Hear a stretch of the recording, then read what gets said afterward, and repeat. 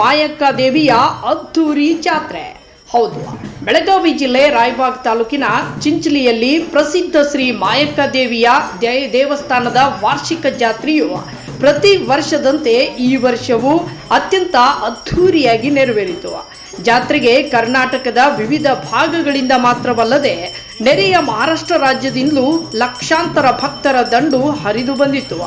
ಭಕ್ತರ ಭಾರೀ ಸಂಚಾರದಿಂದ ಚಿಂಚಲಿ ಗ್ರಾಮ ಸಕಲ ರೀತಿಯಲ್ಲೂ ಜಾತ್ರೆಯ ಕಳೆಗಟ್ಟಿತ್ತು. ಇನ್ನು ಜಾತ್ರೆಯ ವಿಶೇಷ ಸಂದರ್ಭದಲ್ಲಿ ಮಹಾರಾಷ್ಟ್ರದಿಂದ ಆಗಮಿಸಿದ್ದ ಒಬ್ಬ ಭಕ್ತರು ಶ್ರೀ ಮಾಯಕ್ಕ ದೇವಿ ದೇವಸ್ಥಾನಕ್ಕೆ 24 ಕೆಜಿ ತೂಕದ ಬೆಳ್ಳಿಯ ತೊಟ್ಟಿಲನ್ನ ದಾನವಾಗಿ ಸಮರ್ಪಿಸಿದ್ರು.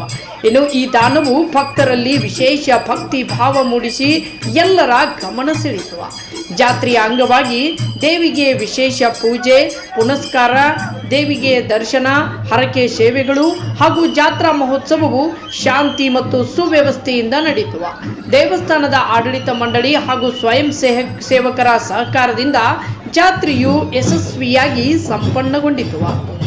ಇನ್ನು ಲಕ್ಷಾಂತರ ಭಕ್ತರು ದೇವಿಯ ದರ್ಶನ ಪಡೆದುಕೊಂಡು ಪುನೀತರಾದರು. ವರದಿ ಆಸ್ಮಾ ಕಮಲ್ನವರ್.